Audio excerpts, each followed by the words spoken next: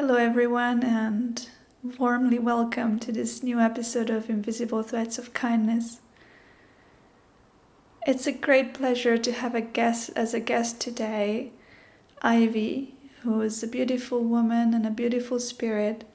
She's a traditional European medicine practitioner who specializes in clinical herbalism and ancestral lineage repair. She weaves spirit back into healthcare and wants to make traditional healthcare accessible to everybody. She kindly offers donation-based consultations as well as group education in herbalism.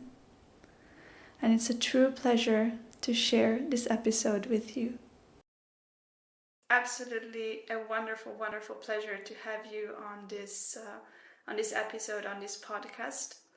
And Ivy is a traditional European medicine woman, and she's specializing in herbalism and ancestral healing.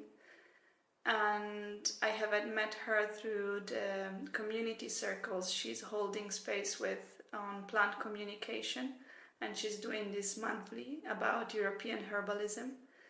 And it's a true pleasure to have you as a guest and to be able to have this conversation and learn more about your practice. Thank you so much for being here. Yeah, absolutely. It's a pleasure. Thank you for inviting me. So I would love to start with just asking a question, which is, what does being a woman mean to you?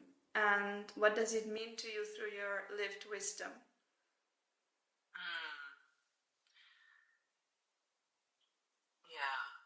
That's a very big question.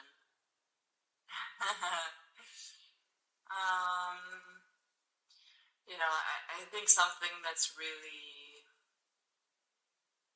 original to being woman is that being woman is kind of being all of it. There's so much about it that's really difficult to encompass it because you kind of have to name everything within the universe if you'd want to describe what it means to be a woman. What does it mean to be the creatrix of life? What does it mean to be in touch with the cycles of birth and death? Like, how can you fathom that? So yeah, I think maybe that's a word that comes, is unfathomable. That's definitely what it means to be woman. And I think a lot of men will agree with that. There's the whole cliche that women are not to be understood, and I think there's a lot of truth to that. Women are there to be felt, they're not there to be understood, and I think that's something that a lot of women themselves have also forgotten. We're very sentient, feeling creatures, and that's really part of our gift and strength and also role and responsibility that we have to share, I feel. Yeah, so there's all of that, I think that's kind of the overarching thing, I suppose, of what it means to be woman. And yeah, so there's a wildness in it for sure, inherently. I think there's a wildness to being woman because of that closeness to life and death. And what do I mean when I speak of life and death? I mean, of course, the life part seems pretty self-explanatory, right? Women, we have the capacity to make babies. That is as miraculous as can get. Right? A whole soul can arrive in this place we call Earth through the vessels of our wombs. That's completely unfathomable for anybody. So the life part, I suppose, is understandable for most people. And the death part, women are in touch with death as long as they're still bleeding every single month. Every single month we experience what it is to die and what it is to give death in a way as well. And if you think about it just kind of biologically, what it means to bleed and to menstruate, well, there's an egg that's been created, life, the potential of life that's been created, and it hasn't gotten fertilized, and so now it's dying off, and that's what's happened. Yes. A woman goes through that not just biologically, but also emotionally, psychologically, spiritually. At least least when she's in touch with the power of her blood and her bleed. So yeah, there's that very cyclical part to all of it. And then I suppose more on the, how can I call that, the kind of socio-cultural levels. If I speak about my own experience, definitely woman seems to be perpetrator in a way. Woman seems to be guilty, or woman seems to be shame, you know? I think a lot of women also feel that in different levels of consciousness, you know? But definitely, if I speak for my own experience, there is a whole plethora of layers around feeling like a perpetrator for being woman, for being wild, cyclical woman who's in touch with life and death and birthing and dying. There is something, wherever it comes from, and that's a whole other conversation, but there's definitely something there that I think a lot of women tap into, again, in different layers of consciousness. It can be latent in the unconscious and can play out in different ways, or we can be conscious about it, and ideally it gives us fire, you know? Ideally it gives us fire. Yeah. Yes, thank you so much. I think that's a big demon of the collective consciousness, on how the wild feminine has been placed as evil and as something that we should fear and escape from, and that we should put into a box and not look at. And this is kind of like the death is put into a wardrobe, and let's not look at it. And yes, it's so powerful to be in touch with death as well, to be in touch with the shadow, to be in touch with that aspect of rawness, of just feeling and knowing and understanding without the logical, and being really connected to, as you say, into the cycles of the earth as well, because it's so close. Like women and earth are really, really connected through their cycles and their bleeding and their rebirth and all the parts of them. And yes, it touches me also very deeply today because I am bleeding. So it's also, I feel like it's also so present for me, and I always feel like these days are a psychic gate. They're really a moment where everything is so much stronger and things are really dying off. Things are really going back into the soil, and it's really a time of letting go, and it's so powerful when we allow that. When we allow that death through us. So yeah, I would love to, maybe if you would like to, if you're feeling comfortable in expanding a little bit about the concept of wilderness in that sense.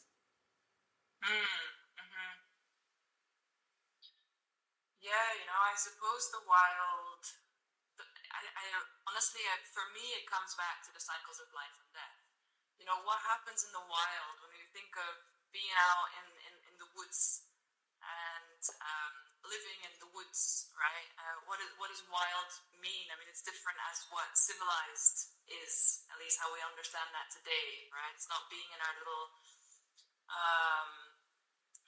structured and conscious boxes that we keep going back to, and where everything is kind of clear and we know what to do and it's the next thing on our to-do list, and right, the ways that we usually live. It's we're out in the woods and we don't yet know where we're getting water, where we're getting foods, and at the same time we have to eat, and at the same time we're aware that we can be eaten.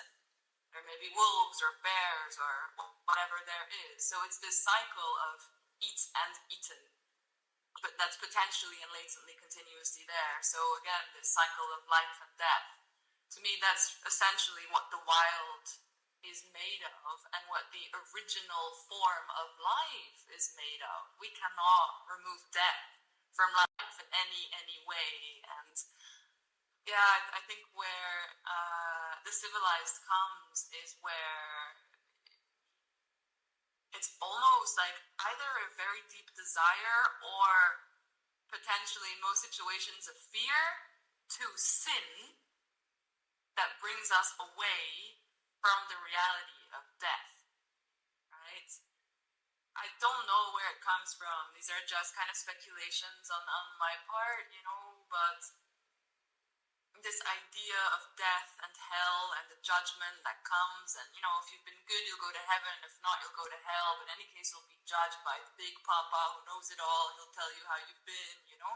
This fear of that makes us so afraid to sin and makes us removed from this reality of eating others, being eaten by others, and just the reality of death, the unknown, the mysterious, that we don't know whether it's going to lead to something good and beautiful and true, right? Yeah, so it's all of that leads to wildness. And again, this cyclical, circular, spiralic nature as well, that comes as well when you bleed, as you're probably feeling in this very moment. It's this psychedelic, fractal almost way of experiencing reality that's so unfathomable and difficult to put words to. I suppose those are all things that fit into what it means to, what wildness is, right? Yes. Yeah, and so in itself as well, it's something which is avoided oftentimes. So it has this almost like moral neutrality, It's not like we can all agree, yes, wildness, it's a good thing, or like wildness, it's a bad thing. It's beyond that.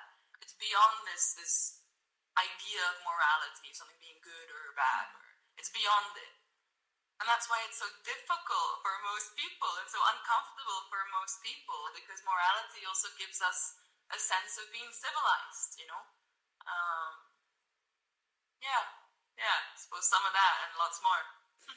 Yes, it sounds, as you're talking, it really feels like we are creating as a collective culture. It's been created a lot of structures that look like pyramids, or they look like castles, they look like things that we can put together in a certain way and it makes sense in a certain way. And also it puts us on the top of a pyramid or on the top of something. And the life and death itself and this wilderness that you're talking about is more, as you were saying, it's just a cycle. It's just a spiral. There is no one that is on the top. There is no one that is on the bottom. It's just like a wholeness that keeps creating and destroying and moving and dancing and transforming. And we are in between, like we're in the middle of this whirlwind, and we're I always feel like we're trying to find our way to dance in between that. And and it really makes me kind of tap into that idea, really, from pyramid to spiral, and how we can kind of step down from that ladder that we created for ourselves as human species and as culture, where we are, where we think that at a certain point we're going to get to the top and then nothing is ever going to happen to us. Right, yeah. In the best case, we'll just fall all the way back down, and realize that the top is a fucking fad. I'm not sure if I'm allowed to swear on here, but we're gonna take that out of the.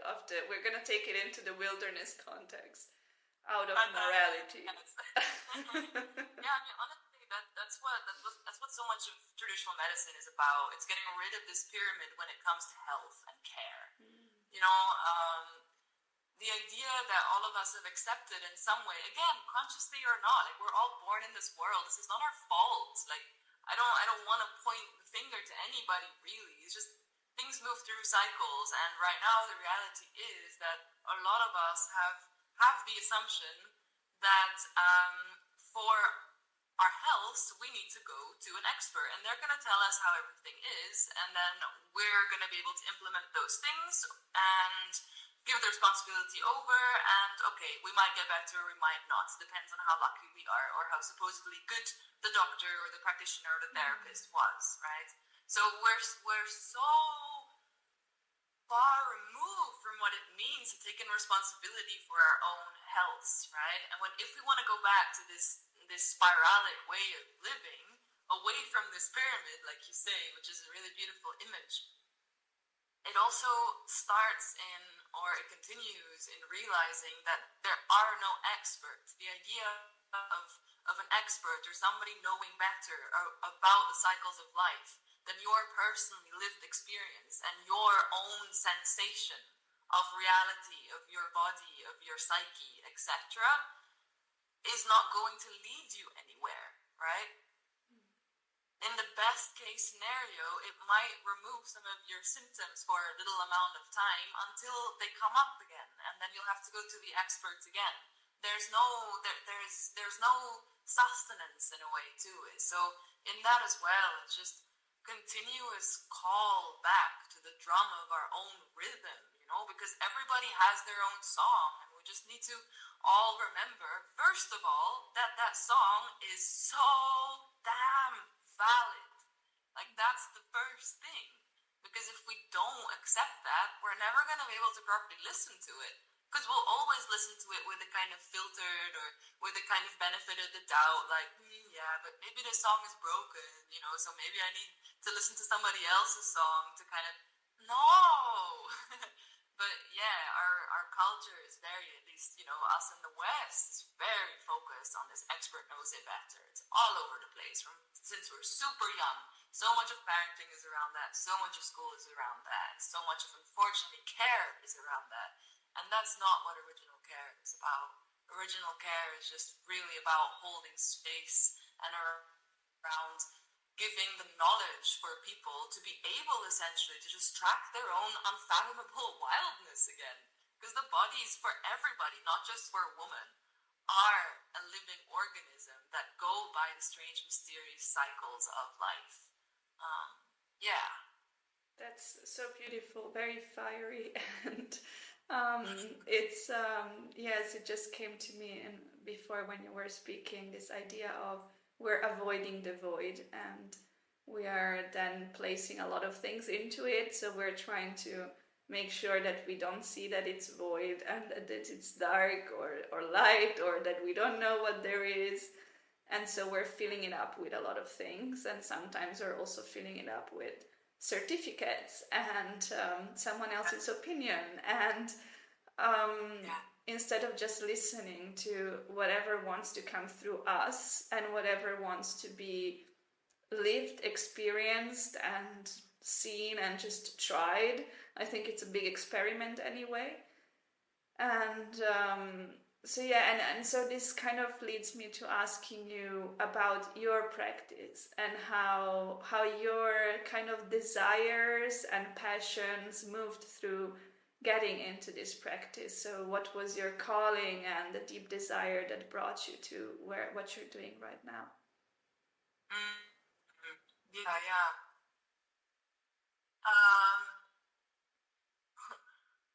Some people have these really clean stories, like, as a kid, I always knew I wanted to do this, and then I studied, and now I'm that. Like, that's not my case.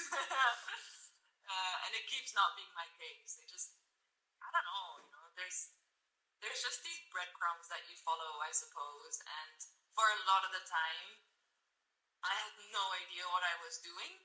I just knew that I had to be doing it, until maybe now I'm at a place where I maybe kind of a little bit know what I'm doing. And I think that's just going to continue all the way along that way. And but I suppose if I put some type of story to it, I think it started, I grew up in this place. My mom had a dream to make a kind of treehouse resort, and that's basically where I grew up. So I grew up with nature around myself and people who were coming from other places that were much more urban, looking for a more kind of naturalized way. So, perhaps, that's kind of a general context around how I grew up. And then I think I was at age 9 or so.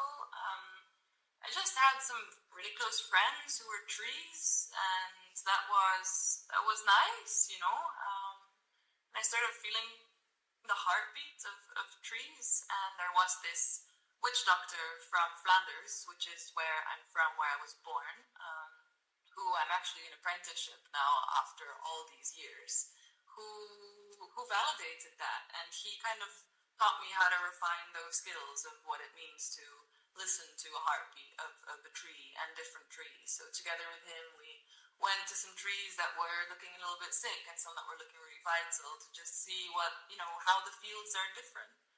So I suppose that was a thing. And then in high school and in middle school, some people lovingly made fun of me as the tree doctor, like, oh, I'd be the tree doctor. So there was that going on, but yeah, I wasn't really thinking about where I would bring it. As a kid, I wanted to be detective. I just loved the whole thing of following red threads and continuing on and kind of figuring things out within seemingly unsolvable mysteries, right? And then maybe in early 20s, I found a book of traditional Chinese medicine, and I was so inspired by the whole logic of it, the whole worldview of all of it.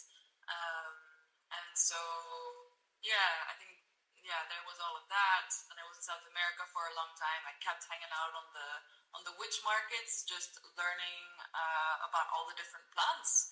Not at all native to Europe. I flew back from South America with a backpack full of herbs. I don't know how I managed to bring them. Like I don't know if that's usually allowed, but it worked somehow. Lots of plants, seeds, like all the things, but then I realized they're not growing very well where I was. And these Chinese plants I was reading about, they're not growing very well either, and I'm not finding them anywhere, at least most of them, And then, all these other branches just like shooting out in essentially these types of fractal ways. But it happened down the line. I think it was years later that I met somebody who was a friend of my then teacher in shamanism. Lots of respect to him. His name is 𝘒𝘯𝘯𝘪. He's in Siberia. And just somebody else who was a student of his told me about traditional European medicine. And something in me just lit up completely. It was like, this is real? Like, this exists? Which is, the question that I get from a lot of people doing the work that I do. Traditional European medicine, is that a real thing? That's definitely how it started with me as well. And then I just went with it and ran with it. I learned German, so I was able to study it because it's not taught in many places at all. And in Austria, it's taught. The whole traditional European medicine school is protected by the UNESCO because it's something that's completely not widespread. So cool that it's, has that status and it's being protected. And I suppose bit by bit, it's being brought back to households and to people's understanding and awareness that yes, Europe, the continent of Europe, also has a traditional medicine system,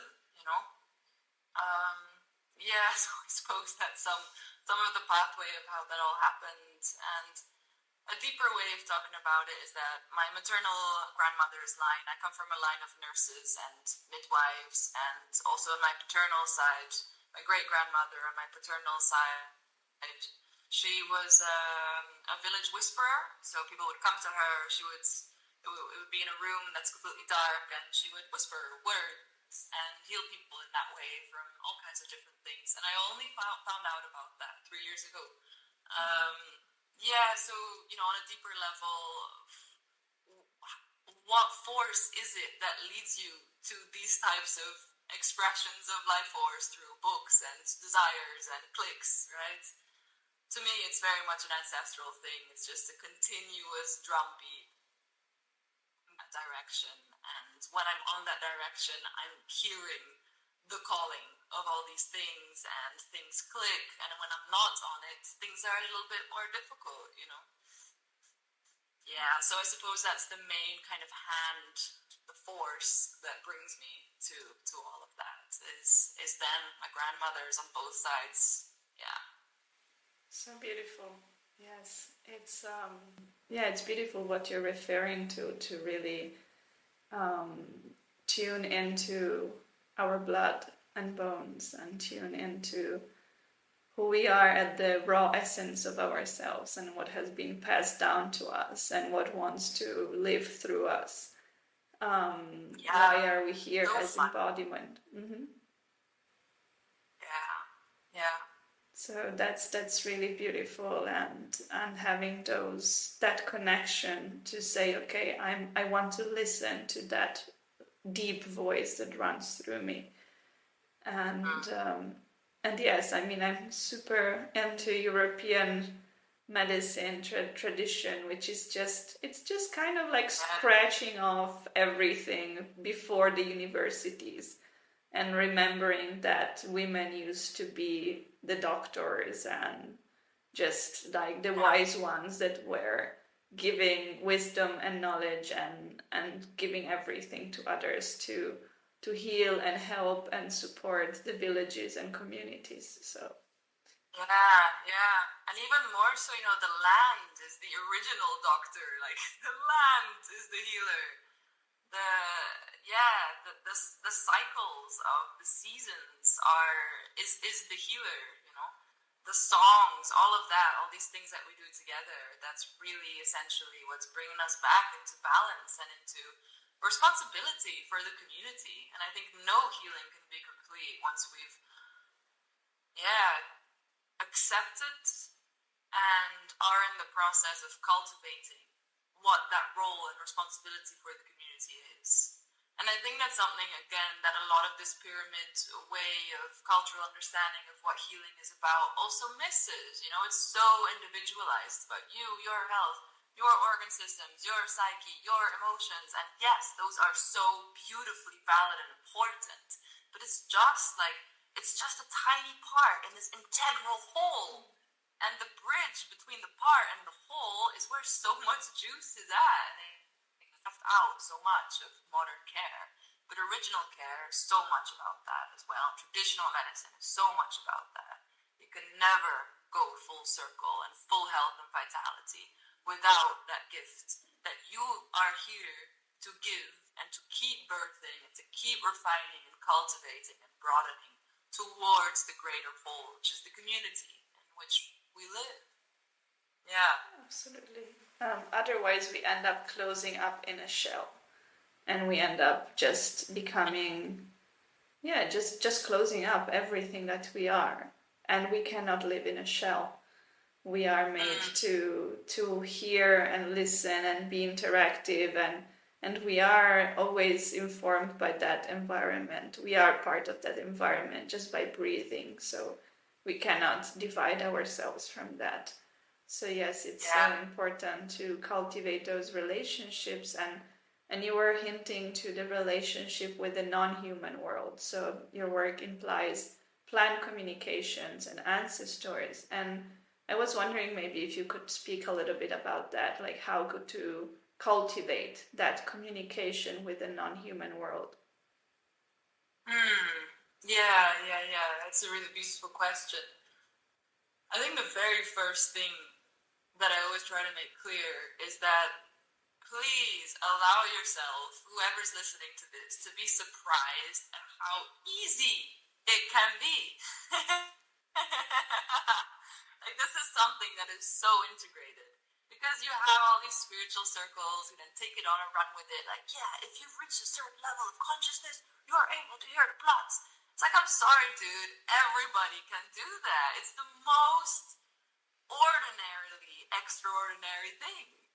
It's so embedded within our bones, our blood, our being. Like, all of our ancestors have done this. It's been our way of survival. For people who go into really kind of challenging climatic conditions, I was talking to a friend recently that she went to the Arctic, And that she realized there why shamanism, like through a lived experience, why shamanism had such an important role in so many societies and still does today. Because when you have the elements who are right there knocking at your door, which is very clear when you live in wild environments, for example, in the pole, and also if you're just off grid or whatever, that listening to the elements becomes very, very important for you to be able to have a good sleep, know what to eat, etc., etc. So it's just a form of survival in the end. So it's so baked within ourselves to be able to listen to the non-human world around us. That includes so many things. It definitely includes the plants, right? It includes the animals. It includes weather patterns, the elements, the ancestors, and other types of invisible forces. Some people go to the angels and things like that. I'm much more earth-based, so it's kind of out of my scope, even though it's great when they come to visit or when I meet them, I'll take them seriously and all that. But yeah, so the first thing is to remember that it's embedded within us. You don't need to be or do or have achieved anything special or extraordinary to be able to do this. It's our birthright. So as normal as breathing. So as normal as falling and getting back up, which is something we all do. And then comes just recreating the reciprocity in relationship, And I often use the example of other humans as well. If we don't open up to other humans and we don't share from a place of sincerity and respect, it's unlikely that the person who's across from us, the human who's across from us, is also going to share anything which feels real or true or is maybe anything of value, So there might not really be kind of a felt exchange going on. And so that's something that we can do to start in opening up that relationship, is just giving something from our hearts. Whatever that means, like that can be really concrete or really abstract, depending on what feels good for that person. Like, I like to just say hi. It can be so simple. You don't have to concoct this incredible offering and it be all special from a holy well. Like, it's beautiful if it's the case. Like, go all out, do luxurious, but it's not necessary.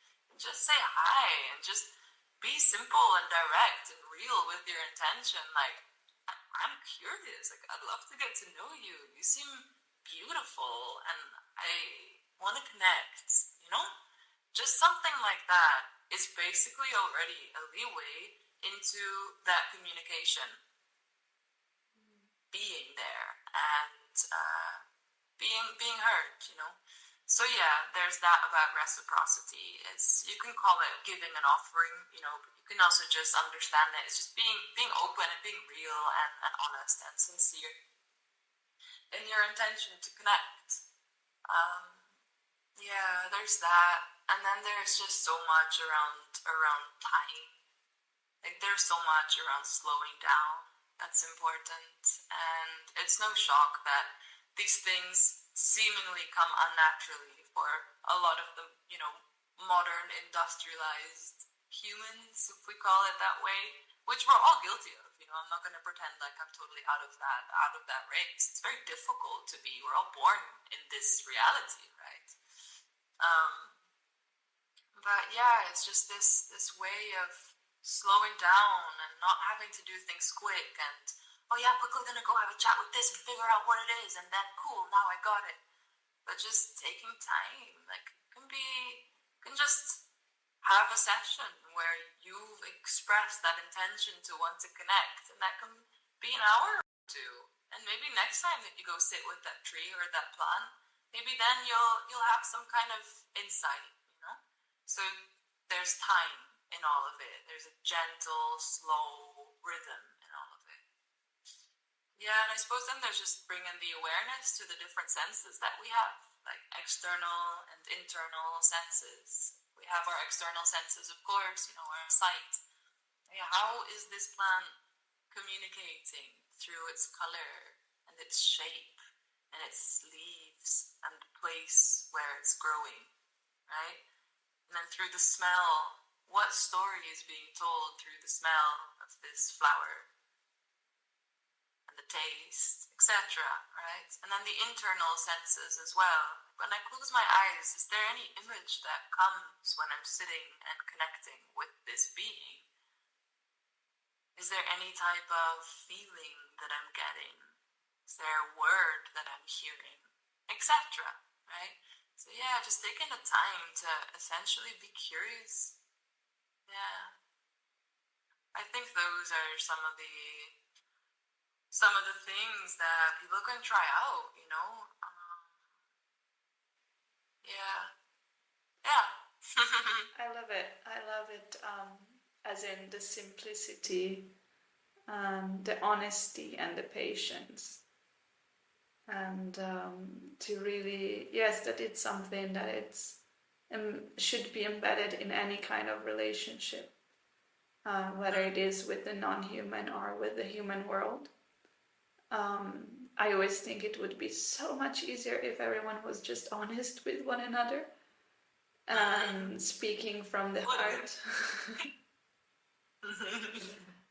Not expecting anything of anyone, just being kind to one another, or honest, just honest, whatever that means. And it kind of ties back to the idea of wilderness and rewilding ourselves and our relationships to the whole entire spectrum of the world.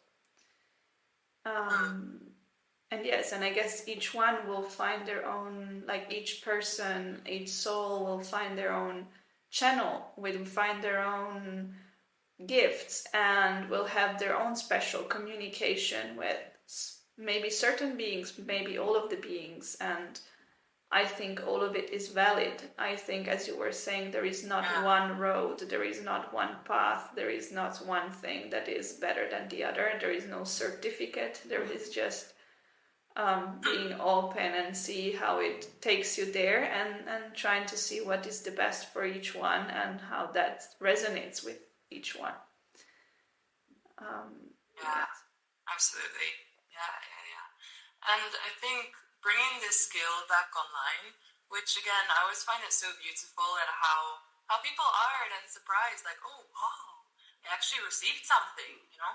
Specifically when it comes to ancestral work, there's a lot of, people are very surprised that actually the ancestor who has now gone through the transformative process of dying is actually quite different than when they were in human form. Like they've changed, you know? And that can be really surprising for people. Or how I usually start work is that we do an assessment, right? And I just guide the person in taking some time to check up on how the 4 primary lines of that person are doing in spirit today, right? And so that's the first kind of exercise in putting the stories that we have around our ancestors, how we've experienced them as humans, from photographs we've seen, from stories we've heard from other people in the family or family, friends, etc., that we put those to the side for a second. Not because they're not valid, they're very, very valid, but because they're representative of these ones in human form, right? And so then when people first are tapping into them, also when they're realizing the difference in energetics between those 4 lines, they're like, whoa, I can really experience this viscerally. This is not an idea because it's different from the idea that I had, and it's very different for all the 4 lines. And it's just really beautiful to just see again and again and again. Like, I honestly have not yet experienced an exception. Like, it just comes online for people who truly want it, you know? I think that's part of also what it means to reclaim the wildness, essentially, and reclaim the so-called expertise over our own health, well-being, and vitality. It reclaims our understanding that, yes, we are able to tune in, we are able to know, and actually we do know who we're with, whose relationship we might be missing, and what is going on with our bodies when something is up and when something is well. And that is not something to give to anybody else. It's supposed to stay in our own hands. We can share about it, be inspired by others, and do it together, and seek support and motivation. Absolutely. But it's something that is right there for all of us, completely in reach. It's not far out. Yeah, it really speaks to me about putting the soul into place, and to kind of, when you were saying also with the ancestors, they're not just like the person you've heard of, you met, you knew like a part of this person. And we always know just a reflection. We can never know the wholeness of it anyway. So to kind of meet the soul, it's a bit different. And then also to bring back our soul into our body, and to really live from that place of our soul meets the other soul. And then it meets it through honesty, simplicity, and openness, and kindness, and anything you want to put into it. Which is, to me, also the idea of our essence, and puts us back on a path that might be the one that resonates the most for us. That I feel it's very connected to our gifts and the gifts of our ancestors, and what they wanted us to live through, and there are certain traditions that say we are the prayers of our ancestors. Yeah, and living life in the way where we're taking responsibility to become the face of our ancestors, truly, and to bring that forward and to share that out into the world, is something of health and of well-being. Absolutely. Yeah. Beautiful. So yeah, a big blessing definitely to all the ancestors that are here with us, and that are also speaking through us, and all those who want to connect with those listening. So I hope everyone who's listening can also tap into a little bit of ancestral magic on their own. Yeah, may the ancestors, specifically the well and wise ones, full respect to the troubled ones, but may the well and wise of our ancestors be heard, and may we feel heard by them in return. I wish that for all. Absolutely. Yeah. Yes. And I think a lot of people these days, and it also goes for myself quite a while ago now, go to therapy because they feel really lonely, right? They feel alone, they feel strange, or like an outcast, or like people don't understand them, or they don't feel seen. These are things you hear and see so often, and I think there are things, collective things, that most people tap into, and that also comes as a kind of part of having forgotten or not wanting to accept the reality that we are interwoven with all these other beings, including the ancestors, but all other forms and expressions of life. And there's a plethora of them. It's infinite, the expressions of life. And not having the visceral experience, just because I suppose people haven't received the permission slip to remember that it's there, right? Creates this sense of actually being alone on this world, when the reality is a complete opposite of that. Like it's just the complete opposite. It's literally impossible to be alone in this world. We're inherently one unified, breathing, living thing that has all these really funky different ways of expressing itself and communicating with each other.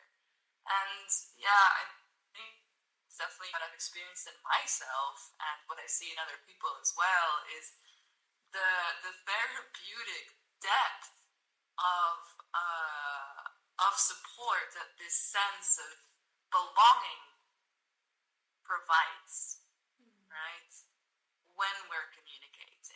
It's not just to, you know, figure out what this plant is good for. Like, that's really cool when we're able to start communicating with plants in that way and receiving information from them in that way. Same with the ancestors, when they're telling us stories about our lines. Like, that's really great and valuable information. But kind of in between the lines, there's this really soothing balm that we're being lathered in, which is the understanding on a felt sense that we belong. We are inherently part. Yeah, and I wish that for every damn fucking being on this world. Loving it, yes. Sending definitely all the blessings across, and it's also I love it. This is kind of very heartwarming also for me, because even this podcast and this project was born as an idea of, we're always suspended in invisible threads of kindness. We're always suspended in this network of connection, and we can never fall out of it. We're always, as I see it, we're always supported by messengers of life and love and guidance. And to remember that, and also to remember to seek for one another, and not to be scared of getting into connection. So to not fall into the false trap of detachment, and to actually be able to connect with one another, and to remember that we are, in that sense, the responsibility of being also giving to the other what you want to receive. And because we are all connected, and that it's going to affect everyone around you. And I wonder if you have a favorite kind of story or tale that you have learned through your in your life that kind of inspires you, and that you would like to share.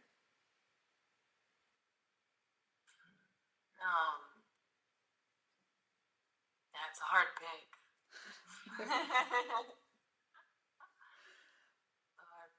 But you can also say no, and I just kind of enjoy this question for the idea if there is like some storytelling that wants to come forward. Yeah, there is this one story. Yeah, it's the story of the hunter and the fox woman. Do you know this story? I don't know. Yeah. So maybe I should practice the way that I'm telling you a little bit, but yeah, you'll get the gist of it when I share it. So basically, there's this hunter who's alone in the woods, but he's got his shackle in the woods, right? And he's gone out hunting in the woods, and he's switched off. You know, the fire is burnt out because he's out for a long hunt, and he comes back at twilight. And he sees that there's some smoke coming out of the chimney, and there seems to be some light inside of his hut, right? So he kind of gets his bow and arrow or gun or whatever century this story is set. And yeah, he goes inside of the hut, and he notices this beautiful red pelt as soon as he enters into the hut, and the fire is blazing, and there seems to be this beautiful music playing, and he doesn't know where it comes from. And then he stands there kind of, you know, still in awe, and then this woman turns around. And this is a fox woman, half fox. And he looks at her, and he's completely astounded, in awe. What is reality in this very moment? And this woman says, "Hello, I am Fox Woman, and I have come to be your wife." And the hunter can't believe what's happening to him. This is the best day of his life, and of course, this is an incredibly beautiful woman. How could I dream of better? So they fall into each other's arms, and right away there's this incredible chemistry and this love that grows and grows through the days that they spend together. But there's this one thing that's really difficult for the hunter. This fox woman has the stench of the pelt of a fox. I don't know if you know about this smell that foxes give off. I don't know. But this woman had a pelt that gives off this really strong stench. Essentially a stench of the wild, because she's a fox woman.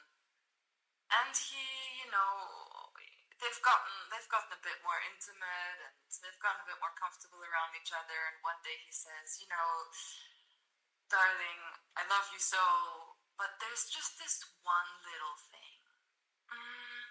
Would it be possible for you to, leave your pelt outside of the cabin? And she says, she looks, and she's kind of astounded, and I don't think it's possible for her to leave her pelt outside. It's part of her, right? She's a fox woman. And so they kind of talk about it, and, with a bit of an argument, it goes back and forth until maybe the hunter has had one too much to drink, and he gets really angry in this point. He says, I cannot deal with this stench. And so, okay, she doesn't say much. They go to sleep. The next day, they wake up. The hunter wakes up. And this music, this song that had been singing in his ears ever since she arrived, it was gone. The light, the fire, it was out, it was gone. The fox woman wasn't there, and the stench, it was also gone. And that's the story. And I love that story. I can see how well it ties in with how we started.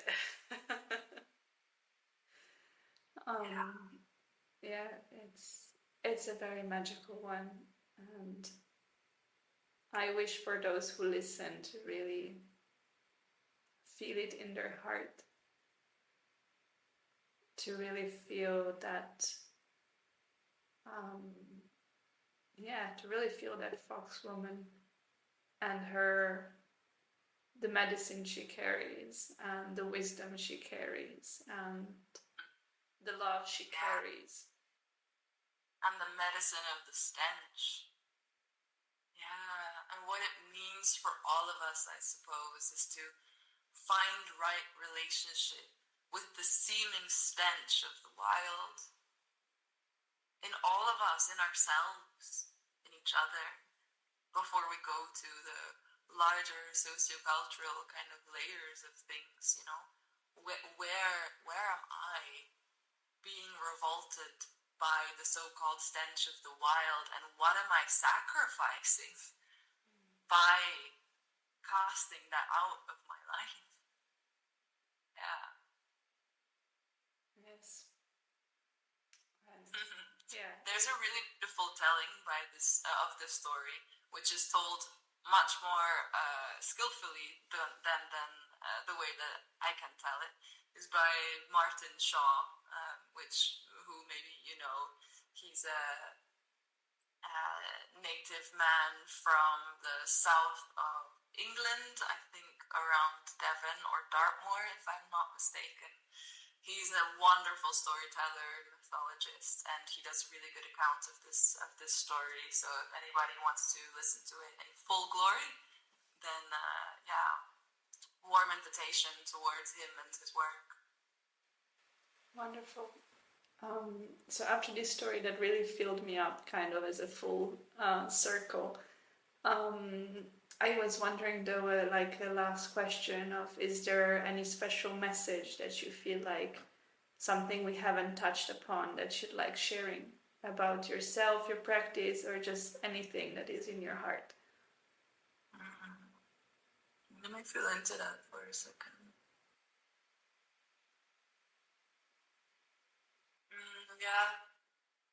I suppose it goes to women. It goes to all the women, and I suppose the men as a reminder too, but it's just that you are not sick.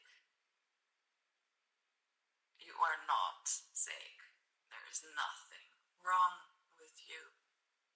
You know, this whole medical system pathologizes woman from menarche to menopause and even beyond. Sees the cycle as a, medical thing to regulate. It sees birth as a medical emergency, and it's just, you are so perfectly right at all times.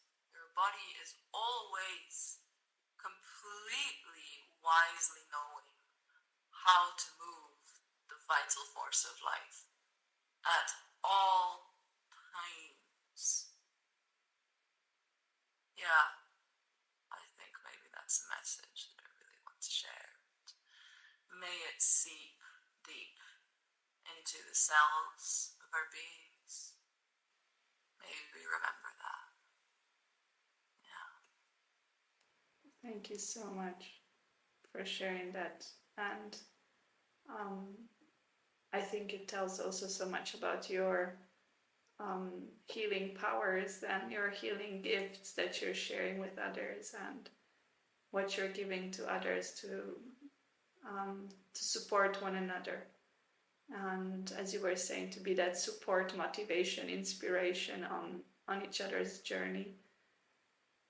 And I want to somehow extend this though to really say, to remind also the men and anyone who's listening to feel also the feminine within themselves.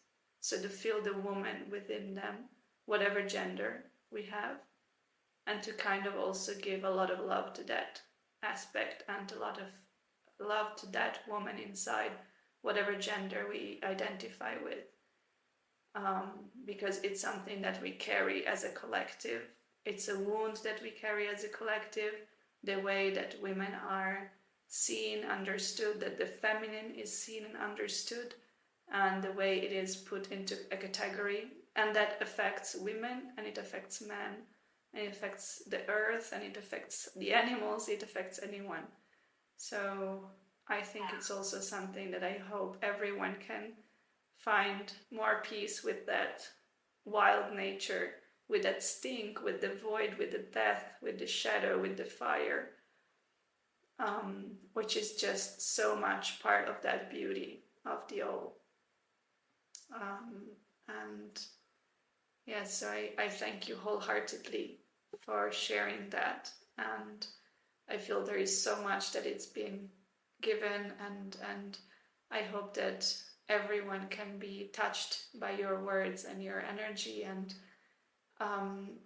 as a last, how, if someone feels called to connect with you, what is the best way to reach out to you? I have a website. It's called 𝘒𝘯𝘓𝑤𝘠𝑑𝘪.com, and there you can allow yourself to just be guided, by what I offer. All the one-on-one sessions that I provide are my service and offerings to the community, which means that I offer my work on a donation basis, so that this type of care, this type of traditional and original care just becomes easily, affordably accessible to everyone, no matter where you are. I provide sessions online, and also in my practice, which is in the beautiful Celtic lands of Brittany and Finistère. So that's the way, I suppose. Thanks so much for inviting me on this fertile conversation. Always lovely to chat with you, dear. Thank you so much, and many blessings to you and everyone who's listening. Thank you. Bless. Be in touch. Much love. So I finished the recording. I wish to thank you for your presence. It's been a true pleasure to share this with you today, and I'm always open to further dialogue if you'd like to connect. It is my wish to create community through this channel, so I will be very happy to connect with you. And if you'd like to learn more about my work and my practice, you may visit my website, which is 𝘰𝘯𝘷𝘪𝘴𝘏𝑎, written as �ＢODHISHOLA.art. I'll be very much looking forward to hearing from you, to connect, to dive into deeper dialogue, and I wish you many blessings into your day. Thank you for your presence.